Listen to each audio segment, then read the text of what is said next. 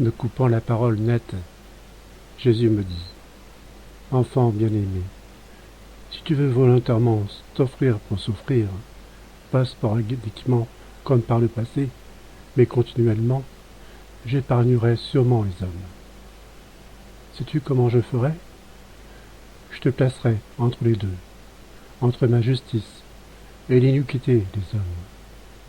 Quand je voudrais appliquer ma justice en envoyant sur eux des fléaux, te trouvant au milieu.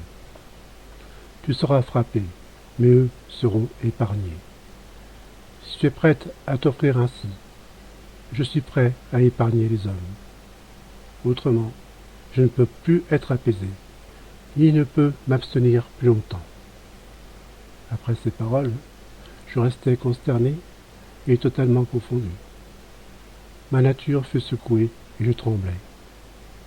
Mais voyant que Jésus attendait un oui ou un non, je dis en me forçant pour parler, « Oh mon divin époux, je suis prête à faire tous les sacrifices que tu voudras.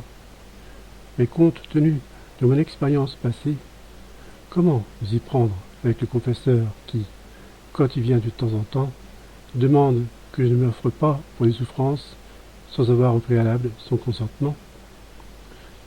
Si d'autre part, tu veux que je me soumette à ces souffrances sans son consentement, je suis prête, puisque ma réanimation ne dépendra pas de lui, mais de toi seulement, Dieu très haut. » Alors Jésus, mon époux, qui a su sacrifier par obéissance, me dit, « Puisse-t-il ne jamais arriver que j'agisse contre mon épouse de sang?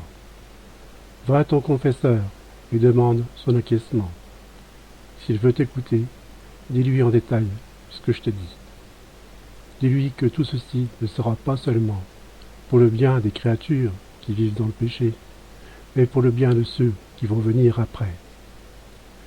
Il en va de ton plus grand bien que tu te soumettes à ces souffrances, ininterrompues et presque mortelles. Car dans l'état futur dans lequel tu es invité à être, à travers l'obéissance, je te purifierai de manière à ce que ton âme soit digne de ton mariage mystique avec moi. Par la suite, je ménagerai ta dernière transformation en moi, afin que nous deux puissions devenir un, comme deux cierges fondus par un même feu sont fusionnés et deviennent un seul corps. Ainsi unis, nous deviendrons de la même pensée, du même amour et de la même œuvre de réparation.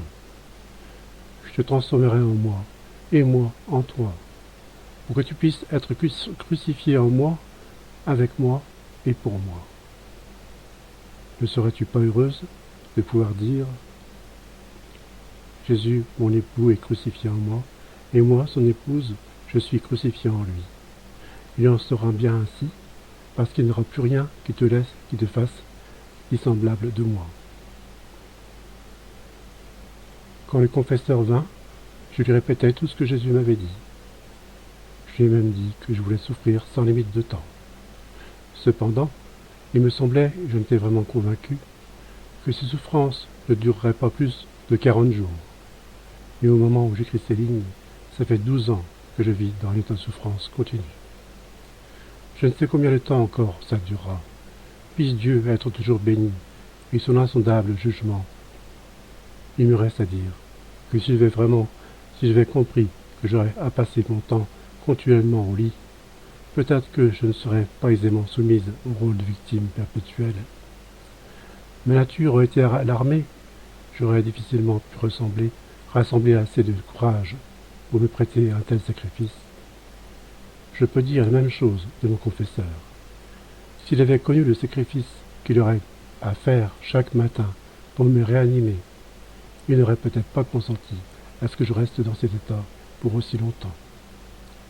Je peux assurer que j'ai toujours été une amoureuse de cette souffrance, de cette douce souffrance. J'ai toujours été plus résignée quand j'étais dans une souffrance continuelle que quand j'en manquais. En fait, quand j'ai commencé à vivre dans cette situation de victime constante, je ne savais pas apprécier la valeur de la croix.